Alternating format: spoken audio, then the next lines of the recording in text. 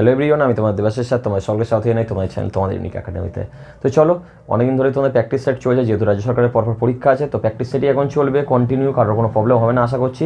আর হ্যাঁ, যদি কারোর কোনো অঙ্ক বুঝতে অসুবিধা হয় সেটা কমেন্ট বক্সে জানাবে, আমি আশা করবো, চেষ্টা করবো পরের ক্লাসে সেই অঙ্কটা করিয়ে দেওয়ার। কেমন? তো চলো বেশি না কথা বলে চলে যাওয়া যায় প্রথম কোশ্চেনের দিকে।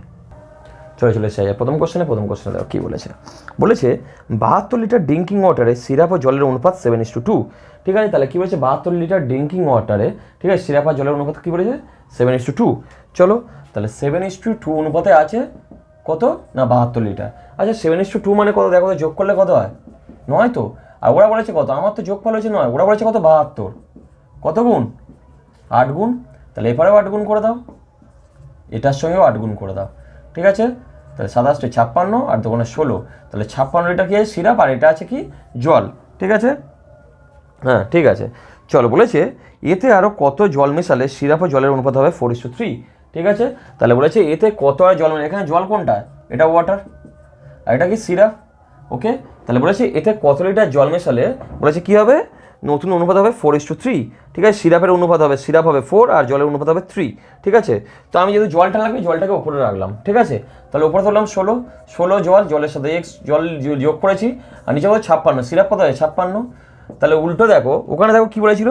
সিরাপ ও জলের অনুপাত 4:3, কিন্তু আমার তো এবার, আমি তো উপরে জল রেখেছি আর নিচে সিরাপ রেখেছি, তাহলে উল্টে দিতে হবে। তাহলে কত হবে? 3:4। ঠিক আছে, কোনো সমস্যা নেই আশা করছি। চলো কাটাকুটি করো, 4 1 4, 4 4 16, 16 প্লাস এক্স ইকুয়াল টু কত? 342। ওকে, তাহলে এক্স ইকুয়াল টু কত হবে?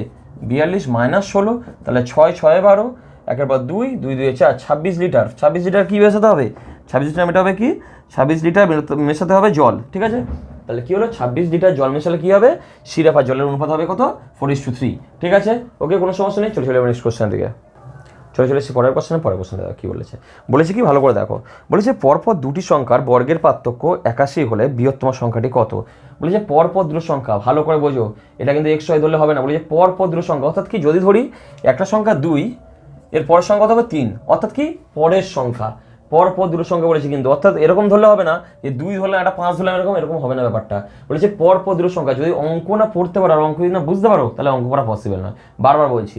তাহলে আমি ধরলাম একটা সংখ্যা এক্স, আরেকটা সংখ্যা ধরলাম কি এক্স প্লাস 1, তাহলে এটা বড় তো আর এটা ছোট। তাহলে বলেছে কি দুটোর বর্গের পার্থক্য 81। ঠিক আছে, তাহলে দুটোর বর্গের পার্থক্য মানে কত? এটা বড়, যেহেতু বড় থেকে ছোটটা বিয়োগ করবো, বর্গের পার্থক্য কি? 81। ঠিক আছে, এটাকে তুমি কি করে দেবে? নর্মালি কাটো, x square plus 2x plus 1 minus x square equal to 81। X square কেটে দাও, তাহলে 2x ইকুয়াল টু বলতে পারি 81 মাইনাস 1 = 80। তাহলে 2 দিয়ে কাটো, 4 2 8, তাহলে এক্স হলো কত বেরোলো? 40। কিন্তু এটা মোটেও উত্তর নয়।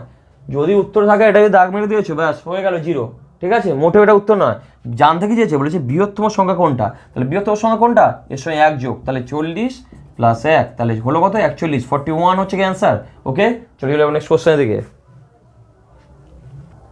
চলে পরের কোশ্চেন দেখো কী বলেছে কি একটি জলের চৌবাচ্চা সম্পূর্ণ ভর্তি করতে আলাদাভাবে একটি ট্যাপের 6 ঘন্টা এবং অন্য একটি ট্যাপের 3 ঘন্টা সময় লাগে। তাহলে কি হয়েছে? একটা চৌবাচ্চা, তার মধ্যে দুটো ট্যাপ আছে। ঠিক আছে, বলেছে একটা যদি খোলা হয়, সেই একটা ট্যাপ খুলতে সে ভর্তি করতে কত সময় নেয়? 6 ঘন্টা। আর একটা ট্যাপ আছে, সেটা যদি খুলে দেয় সেটা নেবে, এগুলো এককভাবে, কিন্তু এগুলো দুটো একসঙ্গে খোলার কথা মোটেও বলেনি। একটা ট্যাপ যদি খুলে রাখে, প্রথম ট্যাপটা যদি খুলে রাখলো, সেটা কমপ্লিট করছে ক ঘন্টায়? 6 ঘন্টায়। আর দ্বিতীয় ট্যাপটা কমপ্লিট করছে ক ঘন্টায়? 3 ঘন্টায়। বলেছে কি, এবার শোনো, বলেছে যদি দুটো ট্যাপ একসঙ্গে খোলা থাকে তবে চৌবাচ্চাটি ভর্তি করতে কত সময় লাগবে? ঠিক আছে, কোনো সমস্যা নেই। চলো, আচ্ছা ভাবো, প্রথম ট্যাঙ্কের এফিসিয়েন্সি কত? অর্থাৎ কি 6 ঘন্টা তো কমপ্লিট করছে একটা, 6 ঘন্টা কমপ্লিট করছে 1 অংশ, তাহলে 1 ঘন্টা কমপ্লিট করছে কত? 1/6 অংশ। ওকে, দ্বিতীয় ট্যাপটা কি 3 ঘন্টা কমপ্লিট করছে 1 অংশ, তাহলে 1 ঘন্টা কমপ্লিট করছে কত? 1/3 অংশ। আচ্ছা, তাহলে বলতে পারি 1/6 প্লাস 1/3 এই কাজটা করছে 1 ঘন্টা। কোনো সমস্যা নেই। তাহলে কত হচ্ছে দেখো তো? 6 1 2, অর্থাৎ কি 3/6, 3 2 6। তাহলে কি হচ্ছে? হাফ অংশ কমপ্লিট করছে 1 ঘন্টায়, তাহলে 1 অংশ কমপ্লিট করছে কত? হাফটা 1/2, অর্থাৎ কি 2 ঘন্টা। তাহলে উত্তর কত হবে? 2 ঘন্টা। ঠিক আছে, কোনো সমস্যা নেই। চলে নেক্সট কোশ্চেনের দিকে। চলে এসেছি পরের কোশ্চেনে। এটা একটা ভেরি ইম্পর্টেন্ট কোশ্চেন, তো ভালো করে দেখবে। যদিও এখানে যা কোশ্চেন করছে সবগুলোই ইম্পর্টেন্ট। ঠিক আছে, তো চলো কোশ্চেনের দিকে যাই। বলেছে একটি ব্যাগে 5 টাকা ও 10 টাকার মোট 80টি নোট ছিল। কি বলেছে ভালো করে শোনো, একটি ব্যাগে 5 টাকা নোট আছে, আবার 10 টাকা নোট আছে, মোট কতগুলো নোট আছে? 80খানা। ওকে, আচ্ছা, বলেছে ওই ব্যাগে মোট 600 টাকা থাকলে 10 টাকার নোটের সংখ্যা কত? তো আমি ধরলাম 10 রুপিস নোট আছে এক্সটি, ওকে। তাহলে 5 টাকার নোট, 5 টাকার নোট কাছে কতটা? টোটাল কতগুলো নোট বলেছিল? 80টা, তাই তো? হ্যাঁ, টোটাল 80টা নোট। তাহলে 10 টাকার নোট যদি এক্সটি হয় তাহলে 5 টাকার নোট কতগুলো আছে? 80 মাইনাস এক্স, কোনো সমস্যা নেই, এতটি, ওকে। আচ্ছা, এবার জাস্ট ভাবো 10 টাকার নোট এক্সটি আছে, ঠিক আছে। তাহলে একটা নোটের ভ্যালু 10 টাকা, ভালো করে বুঝবে, কনসেপ্ট ক্লিয়ার করো। একটা নোটের ভ্যালু হচ্ছে 10 টাকা, হলো এক্সটি নোটের ভ্যালু কত?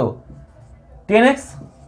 ভালো করে বোঝো, একটা নোটের ভ্যালু 10 টাকা, তাহলে এক্সটি নোটের ভ্যালু কত?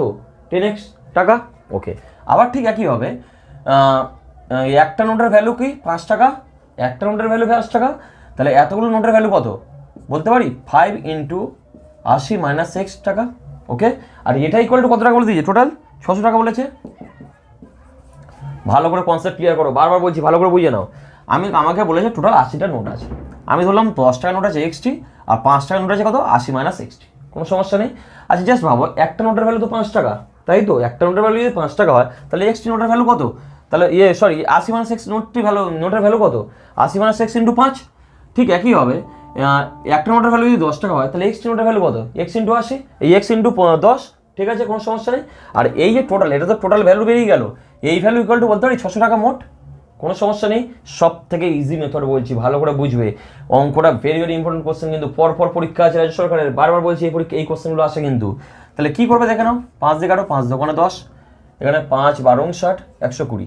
তাহলে বলতে পারি x plus 80 minus x equal to 120 বলতে পারি, অবশ্যই বলতে পারি। সরি, এখানে 5x, এখানে 2x আছে, সরি, ঠিক আছে। তাহলে কত হলো? এখানে 5 দোকানে 10, ঠিক আছে, তাহলে 2x পড়ে থাকলো, আর এখানে কি 80 মাইনাস এক্স ইকুয়াল টু 120, ওকে। তাহলে এক্স 2x থেকে বিয়োগ করে দাও, দিলে কত হবে? এক্স, আর 80 টাকা উপরে নিয়ে চলে যাও, তাহলে 120 মাইনাস 80, তাহলে কত হলো? 40টি। তাহলে 10 টাকার নোট কতগুলো আছে? 40টি, ভালো করে বুঝবে। এখানে 10x plus 5 into 80 minus x equal to 600 ছিল, আমি 5 দিয়ে গেলাম, 5 1 5, 5 দোকানে 10, আর এবারে 5 12 60, তাহলে হলো কত? 2x এখানে পড়ে থাকলো, আর এদিকে কি 80 মাইনাস এক্স ইকুয়াল টু 120।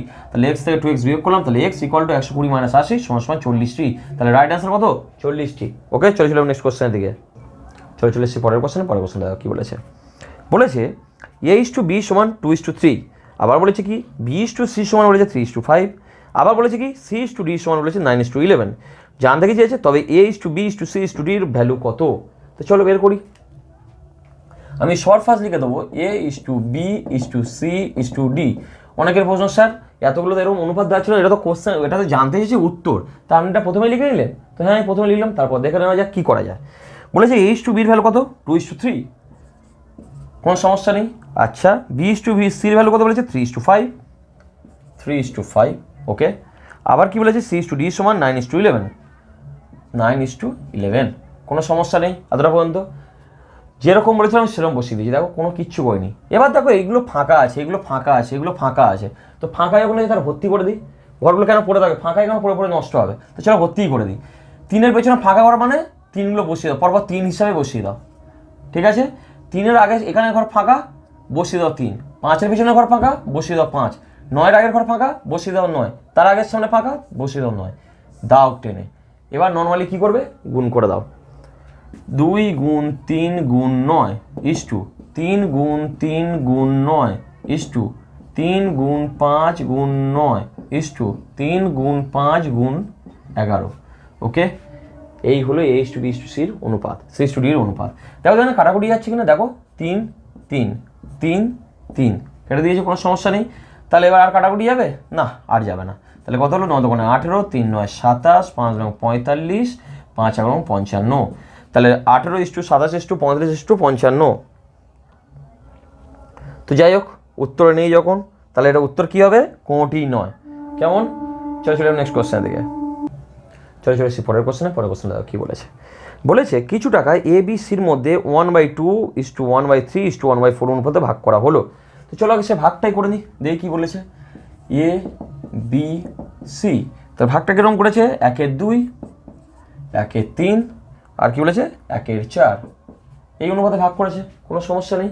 আচ্ছা, মনে রাখবে এর নিচে কিছু রাখবো না আমরা, আমাদের টার্গেট থাকবে নিচ থেকে উঠিয়ে দেওয়া। তো নিচ থেকে উঠিয়ে দেওয়ার নিয়ম কি? নিচেরটা লসও করে দাও। তাহলে কত হচ্ছে দেখে নাও, 12 করলে উঠে যাবে, ঠিক আছে। এদের লসে কত 12, তাহলে 2 দিয়ে 6 দোকানে 12, তাহলে 6:3 4 12 4:4 3 12, তাহলে 6:4:3। কোনো সমস্যা নেই, অনুপাতটায় কি এক লাইনে এনে দিলাম। তারপরে কি বলেছে শোনো, বলেছে এ ঠিক আছে বি অপেক্ষা এ 400 টাকা বেশি পায়। ঠিক আছে, তাহলে বি অপেক্ষা কি এ 400 টাকা বেশি পায়। তো আমি ধরতে পারি এ 6x আর এর হচ্ছে 4x আর এর হচ্ছে 3x। ওকে, কোনো সমস্যা নেই। বি অপেক্ষা কি এ 400 টাকা বেশি পায়, অর্থাৎ কি দুজনের পার্থক্য তার মানে 400 টাকা বলেছে। চলো তাহলে আমি লিখতে পারি 6x - 4x = 400 টাকা, কোনো সমস্যা নেই। তাহলে 2x = 400 টাকা বলতেই পারি। আবার 2 দিয়ে কাটো, 2 দুগুণে 4 200, তাহলে এক্স ভ্যালু কত বললো 200। জানতে কি চেয়েছে এবার শোনো, বলেছে 3 জনের মধ্যে কত টাকা ভাগ করা হয়েছিল, তাহলে 3 জন কত টাকা করে পেয়েছে সেটা বের করতে হবে এবং তাদের যোগফল বের করতে হবে। তাহলে কি করবো, সবথেকে ভালো পদ্ধতি 3 জনের, দেখো এখানে তুমি কি করতে পারো, এক্স এর ভ্যালু বসিয়ে দিয়ে সব কটা জায়গায় এক্স এর ভ্যালু বসিয়ে দিয়ে যোগ করতে পারো। ভালো করে শুনবে, অর্থাৎ কিরকম বোঝাতে চাইছি ভালো করে দেখো, 6 × 200 প্লাস 4 × 200 প্লাস 3 × 200। কিন্তু সত্যি বলতে আমাদের কাছে এত টাইম নেই, তাহলে কি করবো ভালো করে দেখো, সব করে যোগ করে দাও, কত হবে 4 6 10 প্লাস 4 6 10 আর এবারে 3 13, তাহলে বলতে পারি 13x। কোনো সমস্যা নেই। তাহলে 13-এর সাথে কি করবো, এক্স ভ্যালু কত 200 গুণ করে দাও 2600। দেখো আমি এত টাইম নেই আমার কাছে, ওই জন্য ডাইরেক্ট এটা এইভাবে করে দিলাম। দেখো 3টে যোগ করে দিলাম, এক্স এর জায়গায় এক্স এর ভ্যালু বসিয়ে দিয়েছি, এক্স এর জায়গায় এক্স এর ভ্যালু বসিয়ে দিয়েছি, দেখো উত্তর বেরিয়ে গেছে। কেমন, চলো চলে নেক্সট কোশ্চেনের দিকে। চলে এসেছি পরের কোশ্চেনে। দেখো কী বলেছে কি 1 টাকায় 12টি লয়েন্স বিক্রয় করায় 20% ক্ষতি হয়। তাহলে কি হচ্ছে ভালো করে দেখো, তাহলে বলতে পারি 12টি লয়েন্সের দাম 1 টাকা। ওকে, তাহলে একটা লয়েন্সের দাম কত, 1 এর 12 টাকা। কোনো সমস্যা নেই। বলছে এই যে বিক্রি করার পর 20% তার ক্ষতি হয়েছে, 20% ক্ষতি হয়, আমার তাহলে কয় মূল্যে যাবো, কয় মূল্যে যাওয়ার নিয়ম কি, বারবার করিয়েছি আবার দেখিয়েছি। দেখো এটা যদি 100 হয়, এটা 110 120 বেড়ে বেড়ে যাচ্ছে, আর ক্ষতি হলে 90 80 এইভাবে হয়। ঠিক আছে, তো ভালো করে দেখো, আমার কয় মূল্য সবসময় ধরি কি, সিপি ধরি 100 টাকা, আর এখানে ক্ষতি হচ্ছে কত 20%, অর্থাৎ এত টাকা বিক্রি করেছে, তাহলে এই সিপিতে যেতে হয়। তাহলে উপরে কত 100, নিচে কত 80। যদি কারোর বুঝতে অসুবিধা হয়, বারবার বলছি, যদি কারোর বুঝতে অসুবিধা হয় তারা কি করবে, তারা আমার প্রফিট অ্যান্ড লসের অনেক ক্লাস করেছি, সেখানে গিয়ে দেখতে পারো। ওকে, এবার শোনো কি বলেছে, এটা তাহলে কি এসে গেল, এটা এখন সিপি এসে গেল। সিপি তাহলে কত 1/12 × 100/80। দেখো আমি এটা কিন্তু গুণ করিনি, কাটাকুটি করিনি, কিচ্ছু করিনি, যেরকম লিখেছে সেরকম পড়ে আছে, কিচ্ছু করবো না। এবার কি বলেছে শোনো, বলেছে একই লয়েন্স ক টাকায় বিক্রি করলে 20% লাভ হবে। তো এটা হচ্ছে কয় মূল্য, আমি এটাকে 20% লাভ করতে চাইছি, তাহলে এসপি বাই 1/12 ইন্টু 100/80 ইন্টু লাভ করতে গেলে কি 20% লাভ মানে কি 120, তাহলে 120/100। ঠিক আছে, 0 0 কেটে দাও, এখানে হচ্ছে কি 0 0 কেটে দাও, 12 কেটে দাও, তাহলে কত 1 এর 8, 1 এর 8। তো তাহলে ভালো করে দেখো, তাহলে হচ্ছে কি ঠিক আছে চলো, তাহলে আগে কি হয়েছিল দেখো, 12টি লয়েন্স পাওয়া যেত 1 টাকা, তাহলে একটি লয়েন্সের দাম এত।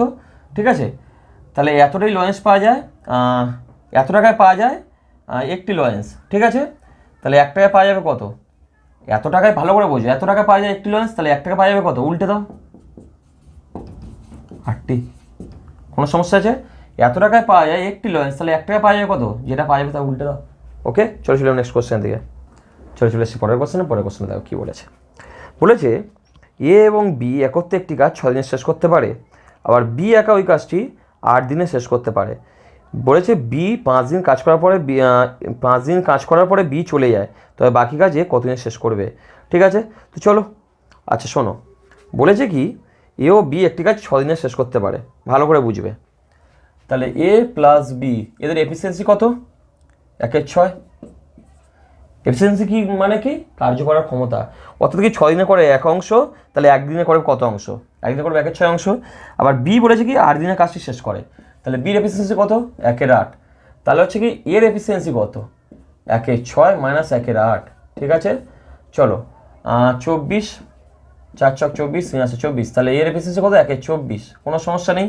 আচ্ছা বলেছে কি এবার শোনো, বলেছে 5 দিন একা কাজ করার পর বি চলে যায়, তাহলে 5 দিন কিন্তু 5 দিন কিন্তু বি একা কাজ করেছে, একে নিয়ে নয়, 5 দিন কি বি একা কাজ করে যায়। তাহলে ভালো করে দেখো, তাহলে বি 1 দিনে কাজ করে কি 1 এর 8 অংশ, 5 দিনে কাজ করবে কত 5 এর 8 অংশ, এত অংশ কাজ করেছে, তাহলে পড়ে আছে কত অংশ 1 - 5 এর 8, 1 - 5 এর 8, তাহলে কত হলো 3/8 কাজ পড়ে আছে। এই কাজটা কে করবে ভালো করে দেখো, বলেছে বাকি কাজ এ কতদিনে শেষ করবে, ভালো করে দেখবে। এ 1/24 কাজ করে একদিনে, 3/8 কাজ করবে কত দিনে, তাহলে 24 ওপরে উঠে গেল ইন্টু 3/8, 3 আসছে 24, 9 দিনে। উত্তর দেখো 9 দিন আছে কিনা, হ্যাঁ অবশ্যই আছে, তাহলে 9 দিনে কাজটা শেষ হবে। চলো চলে নেক্সট কোশ্চেন দিকে। চলে এসছি পরের কোশ্চেনে দেখো কী বলেছে। বলেছে কোনো টাকার জটিল সুদে প্রথম বছরে হয় 650 টাকা এবং দ্বিতীয় বছরে হয় 676 টাকা, তাহলে আসল কত টাকা? ঠিক আছে, কোনো সমস্যা নেই। চলো আমি ধরলাম একটা অ্যামাউন্ট ছিল পি, তাহলে প্রথম বছর কত হচ্ছে 650 টাকা, এটা কি সুদে মূলে, আবার দ্বিতীয় বছর কত হচ্ছে 676 টাকা, এটাও সুদে মূলে। তাহলে এখান থেকে এটা 1 বছর, তারপরে এখান থেকে এটা 2 বছর, আচ্ছা এখান থেকে এটা কত বছর, 1 বছর না, এইখান থেকে এটা 1 বছর তো। আচ্ছা এটাকে আমি কি করব, সরল সুদে ফেলে দেবো। এটা বলেছে জটিল সুদ, কিন্তু 1 বছরের ক্ষেত্রে মনে রাখবে সরল সুদ আর জটিল সুদের সরল সুদ এবং জটিল সুদ 1 বছরের ক্ষেত্রে কি সুদ একই দেয়। ঠিক আছে, তাহলে কি বললাম, সরল সুদ অথবা জটিল সুদ 1 বছরের ক্ষেত্রে দুজনের সুদের হার সমান থাকে। ঠিক আছে, তা আমি এইভাবে সুদটা বের করলাম, এখান থেকে কত পাস না আর এর ভ্যালুটা জানবো, দেখে নাও। তাহলে 650 টাকা 676 টাকা কত টাকা সুদ হয়েছে, এগুলো যখন আমি কম্পাউন্ডেড ইন্টারেস্টের অঙ্ক শিখেছিলাম তখন আরও ভালোভাবে বুঝিয়েছিলাম যে যদি কারো টাইম পেয়ে থাকো, যদি কারো টাইম থাকে তো ওখানে কম্পাউন্ড ইন্টারেস্টের ক্লাসগুলো করে নিও, কম্পাউন্ড ইন্টারেস্টগুলো দেখে নাও, ভালো করে করিয়ে দিয়েছে ওখানে। তাহলে 5, 26, তাহলে চলো এটা কি সুদ, তাহলে আমরা সিম্পল ইন্টারেস্টের সূত্র কি জানি, SI equal to P, P মানে এখানে 650 টাকা ইন্টু আর ইন্টু টি মানে এখানে 1 বছর ডিভাইড বাই 100। ওকে, কোনো সমস্যা নেই, কাটো। ঠিক আছে, তাহলে 5, 13, 65, ঠিক আছে, 5 দোকানে 10, 13 দোকানে 26, তাহলে আরও ভ্যালু কত হলো 4%। ওকে, তাহলে এখানে কি রেট অফ ইন্টারেস্ট আমি বের করে নিয়েছি, কোনো সমস্যা নেই। আচ্ছা এবার জাস্ট ভাবো আর এর ভ্যালু আমার বেরিয়ে গেছে। ওকে, তাহলে আমার কি বের করতে হবে, প্রিন্সিপাল। তো চলো প্রিন্সিপাল বের করবো। তাহলে এটা কি 1 বছর বেরিয়েছিল তো, তাহলে 650, তাহলে সূত্র কি A equal to P into 1 plus R by 100 whole to the power কি টি। ওকে, আর এখানে একটা এন দিয়ে দেবে, এখানে একটা এন দিয়ে দেবে। এনের ভ্যালু কি, এনের ভ্যালু যদি হচ্ছে কি ইয়ারলি হয় তাহলে 1, আর যদি হাফ ইয়ারলি হয় তাহলে 2, আর যদি কোয়ার্টারলি হয় তাহলে 4 হবে। ওকে, এনের ভ্যালু তো এখানে হাফ ইয়ারলি কোয়ার্টারলি কোনো ব্যাপার নেই, এখানে ইয়ারলি হচ্ছে, অর্থাৎ এনের ভ্যালু 1। চলো তাহলে এর ভ্যালু কত হচ্ছে 650 টাকা 1 বছরে। Okay, equal to P into 1 plus R এর ভ্যালু কত 4 divide by 100 whole to the power 1। Okay, তাহলে 4 দিয়ে কাটো। ওকে, তাহলে 650 ইকুয়াল টু পি ইন্টু 25 আর কে 25, তাহলে 26/25। ওকে, কোনো সমস্যা নেই। 13 দিয়ে কাটো, 13 দোকানে 26, 13 দিয়ে কাটো 5 65, 2 দিয়ে কাটো 25 দোকানে 50, তাহলে পি এর ভ্যালু কত হলো 25, 25, 625। তাহলে প্রিন্সিপাল কত টাকা 625 টাকা। কেমন, চলে আবার নেক্সট কোশ্চেনের দিকে। চলে এসেছি পরের কোশ্চেনে দেখো কী বলেছে। বলেছে কোনো নির্দিষ্ট দূরত্ব অতিক্রম করতে স্রোতের অনুকূলে যে সময় লাগে স্রোতের প্রতিকূলে তার 3 গুণ সময় লাগে। বলছে স্থির জলে নৌকার গতিবেগ 14 কিমি প্রতি ঘন্টা হলে স্রোতের গতিবেগ ঘন্টায় কত? আচ্ছা তোমাদেরকে যখন বোট অ্যান্ড স্ট্রিমের অঙ্ক শিখেছিলাম তখন অনেকগুলো এক্সাম্পল দিয়েছিলাম, অনেকগুলো ধরে ধরে করিয়েছিলাম, তো আজকে একটু দেখিয়ে দিই। চলো, বোট অ্যান্ড স্ট্রিমের ক্ষেত্রে মনে রাখবে এটা যদি ডাউন স্ট্রিম হয়, এটা যদি আপ স্ট্রিম হয়, এটা কি বোটের স্পিড হবে, বোট বা যদি মানুষ যায় মানুষের স্পিড, এটা কি কারেন্ট অর্থাৎ কি স্রোতের বেগ, অর্থাৎ কি ভালো করে শোনো, যদি একটু উদাহরণ দিই সবথেকে ভালো হয়। ঠিক আছে, আচ্ছা আমি ডাউন স্ট্রিম ধরলাম 10 ধরো দিয়েছি, ঠিক আছে, আপ স্ট্রিম ধরো দিলাম 8, ঠিক আছে। ওকে, বোটের স্পিড কত হবে 10 প্লাস 8/2, অর্থাৎ কত হলো 9। বোটের স্পিড যদি 9 হয়, এখানে 10 থেকে 9 বিয়োগ করো, যেটা হবে সেটা হচ্ছে কারেন্ট। ঠিক একইভাবে 8 থেকে 9 বিয়োগ করে দেখবে একই বেরোবে কারেন্ট। তারপর মনে রাখবে স্রোতের অনুকূলে যাও বা স্রোতের বিপরীতে যাও, কারেন্ট অর্থাৎ কি স্রোতের বেগ সবসময় একই থাকে। ডাউন স্ট্রিম মানে কি স্রোতের দিকে, আর আপ স্ট্রিম মানে কি স্রোতের বিপরীতে। ওকে, তো এই হচ্ছে মেন কনসেপ্ট, মনে রাখবে। আচ্ছা মনে রাখবে এটা থেকে 1 যদি বিয়োগ করি, আবার দেখো উল্টোভাবে দেখো, 10 থেকে 1 বিয়োগ করো 9 আসবে, 9 থেকে 1 বিয়োগ করো 8 আসবে, আবার ঠিক উল্টোভাবে করো, 8 থেকে 1 যোগ করো 9 আসবে, 9 থেকে 1 যোগ করো 10 আসবে। এই হচ্ছে প্যাটার্ন, এই হচ্ছে boat and stream. Boat and stream সবথেকে সোজা চ্যাপ্টার, তোমাদের যারা ক্লাস করবে তারা জানো, যারা ক্লাস করেনি তারা তো জানো না, যাই হোক, কিন্তু বোট অ্যান্ড স্ট্রিম সবথেকে একটা সোজা চ্যাপ্টারের মধ্যে একটা। তো চলো কী বলেছে শোনো, বলেছে কোনো নির্দিষ্ট দূরত্ব অতিক্রম করতে স্রোতের অনুকূলে যে সময় লাগে স্রোতের প্রতিকূলে অতিক্রম করতে তার 3 গুণ সময় লাগে। তো 3 গুণ, আমার এখানে তো কোনো টাইমের কথা বলেনি, শুধু বলে 3 গুণ। তো আমি হচ্ছে কী ধরবো, এরা যা বলবে তার উল্টো, টাইম সবসময় মনে রাখবে টাইম রিভার্স হয়, টাইম কি বললাম রিভার্স হয়, উল্টে দিতে হয়। তাহলে বলেছে কি স্রোতের অনুকূলে যেতে যার টাইম লাগে স্রোতের বিপরীতে আসতে তার কি 3 গুণ বেশি টাইম লাগে। তো আমি কী করবো টাইমটাকে রিভার্স করবো। রিভার্স করলে কী হবে দেখো 3 আর 1, কোনো সমস্যা নেই। 3 1-এর যোগফল কত 4, 4কে 2 দিয়ে ভাগ করলে কত 2, কোনো সমস্যা নেই। 1 থেকে 2 বিয়োগ করো 1, 3 থেকে 2 বিয়োগ করো দেখো 1, ঠিক আছে। এবার কি বলেছে ভালো করে শোনো, বলেছে নৌকার গতিবেগ 14 কিমি প্রতি ঘন্টা। তার মানে আমি তো 2 লিখেছি কিন্তু ওরা বললো কি 14 কিমি প্রতি ঘন্টা, অর্থাৎ ওরা বলছে 14, আমি লিখেছি 2, ওরা বলছে 14। তার মানে আমি তো নিশ্চয়ই ভুল লিখেছি, কিন্তু ওরা তো বলছে 14। তাহলে কত গুণ দেখি আমরা ভুলটা একটু শুধরে নিই। কত গুণ? 7 গুণ করে নিলাম।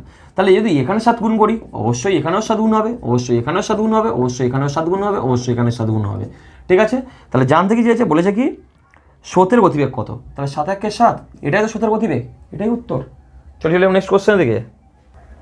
চলে এসেছি পরের কোশ্চেন। এটা একটা ভেরি ভেরি ইম্পর্টেন্ট কোশ্চেন, তো ভালো করে দিয়ে মন দিয়ে বুঝবে এবং ভালো করে খেয়াল করবে ব্যাপারটা।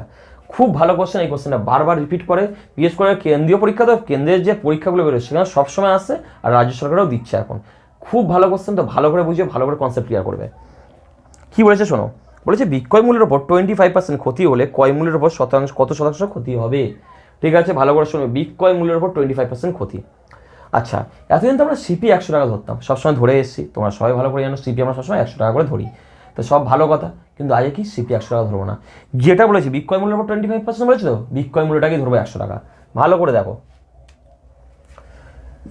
এসপি সমান ধরবো কি 100 টাকা, যেটা বলেছে সেটাকেই ধরবো।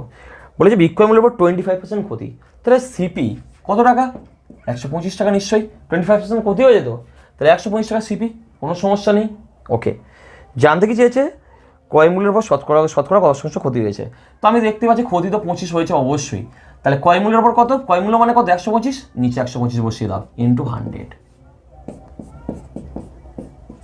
তাহলে ক্রয় মূল্যের উপর কত পার্সেন্ট ক্ষতি হলো 20%। ভেরি ভেরি ইম্পর্টেন্ট কোশ্চেন, এই কোশ্চেনটা বারবার রিপিট করেছে, বারবার বলছি, কিন্তু ভালো করে সবাই মন দিয়ে বুঝবে এই কোশ্চেনটা। এই কোশ্চেনে ভুল হয়েছে তাহলে আর দেখতে হবে না। কি বলেছে ভালো করে শোনো, বিক্রয় মূল্যের উপর বলেছিল 25% ক্ষতি, তাই তো বলেছে। তো আমি ধরলাম বিক্রয় মূল্যটাকে ধরলাম 100 টাকা, তাহলে ক্রয় মূল্য কত টাকা 125 টাকা, কোনো সমস্যা নেই। তা 25%ই ক্ষতি হয়েছে আমি ধরলাম, তা 25%ই ক্ষতি হয়েছে। ক্রয় মূল্যের উপর জানতে চাই কত, ক্রয় মূল্য আমি ধরেছি 125, তাহলে 25/125 ইন্টু 100, ব্যাস 20%, এটাই উত্তর। তো আজকে এত পর্যন্ত থাকলো, সবাই মন দিয়ে ভালো করে প্র্যাকটিস করো, ভালো করে দেখো, যার যা সমস্যা হবে কমেন্ট বক্সে কমেন্ট করো। যদি কেউ কোনো চ্যাপ্টার খুঁজে পাচ্ছ না বা কোনো চ্যাপ্টার বুঝতে পারছো না বা কম্পাউন্ড ইন্টারেস্ট হোক বা যে কোনো প্রবলেম হচ্ছে বলবে, আমি চেষ্টা করবো কমেন্ট বক্সে দিয়ে দেওয়ার বা ডিসক্রিপশন বক্সে দিয়ে দেওয়ার, যাতে তোমরা সেই জায়গাগুলো থেকে প্রবলেমগুলো সলভ করতে পারো। হ্যাঁ, আমি কিন্তু একটা সময় চ্যাপ্টার রয়েছে অঙ্ক করিয়েছি, যার যা সমস্যায় দেখতে পারো গিয়ে, চ্যানেলটা ভালো করে গিয়ে ফলো করে, ভিডিও প্রচুর দেওয়া আছে, যার যেটা দরকার সে সেখান থেকে সেটা থেকে দেখে নেবে। কেমন? তো চলো, এতটাই থাকছে, দেখা হচ্ছে পরের দিন। সবাই সাবধান থাকো, সুস্থ থাকো।